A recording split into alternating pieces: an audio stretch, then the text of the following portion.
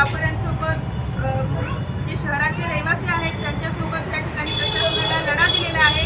सगळ्यात महत्त्वाचा आणि गंभीर प्रश्न त्या ठिकाणी खाटणे रोड म्हणून आहे, तर तिथे कचरा डेपो आहे आणि त्या कचरा डेपोची अवस्था अत्यंत बिकट अशी आहे। आम्ही पाहिलेली त्या ठिकाणी जाऊ शकते परिस्थिती।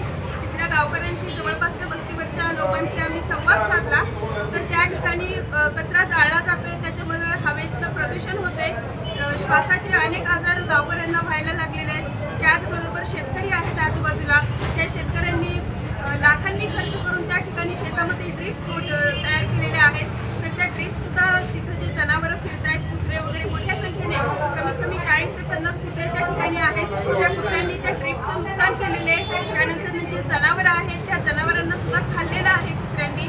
येणारे जाणारे लोक आहेत, रहिवासी आहेत, तर कुत्रे त्यांच्या अंगावरती जात आहेत, लोकांना पाडत आहेत, अपघात व्हायला लागलेले, इजा व्हायला लागली, जीवितहानी व्हायला लागली, अशा अनेक प्रकारचे प्रश्न त्या ठिकाणी आहेत। आणि त्या संदर्भात ताईंनी वेळोवेळी प्रशासनाला निवेदनं दिलेली आहेत, आंदोलनं दिलेले आहेत, परंतु प्रशासन या ज्या घटनेची जी आहे ती गंभीर दखल घेत नाही आहे। आणि त्यामुळे आज शेवटचा पर्याय म्हणून अंजलीताई ह्या ठिकाणी उपोषणाला बसलेल्या आहेत आणि संभाजी ब्रिगेड सोलापूरच्या वतीने ताईंच्या ह्या आंदोलनासाठी आम्ही संभाजी ब्रिगेडच्या टीमने त्या ठिकाणी पाठिंबा दिलेला आहे। त्यांनी शांततामय स्वरूपाचं असं आंदोलन करण्यात घेतलेलं आहे, परंतु या उपोषणाच्या दरम्यान उपोषण घेतलेलं आहे आणि या उपोषणाच्या दरम्यान जर त्यांना कुठल्याही पद्धतीचा आरोग्याचा त्रास जर झाला, जीविताला काय जर त्याचा त्रास झाला, तर या ठिकाणी लोकशाही पद्धतीने, कायदेशीर पद्धतीने आणि गावकऱ्यांसहित रहिवाशांसहित तीव्र अशा स्वरूपाचं संभाजी ब्रिगेडच्या वतीने आंदोलन छेडलं जाईल असा मी ह्या ठिकाणी इशारा देत आहे।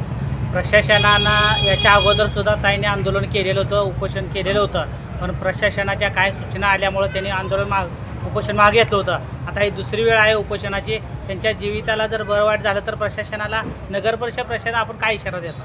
नगर परिषदेच्या प्रशासनाला आम्ही या ठिकाणी जीवितहानीचा इशारा देत आहोत। जर ताईंना काय झालं, कारण कचरा डेपोमुळे अनेक लोकांना त्या ठिकाणी त्रास झालेले, हातपाय मोडलेले आहेत कुत्र्यांमुळे, जनावरं खाल्लेले, शेतकऱ्यांचं, गावकऱ्यांचं आर्थिक नुकसान सुद्धा झालेलं आहे आणि आता ताई उपोषणाला बसलेले आहेत। तर ताईंच्या जीवाला जर काही बरं वाईट झालं तर या ठिकाणी मनुष्यवधाचा गुन्हा हा नगर परिषदेवरती आम्ही दाखल करू असा इशारा देत आहोत। प्रशासनाला आपण काय विनंती कराल?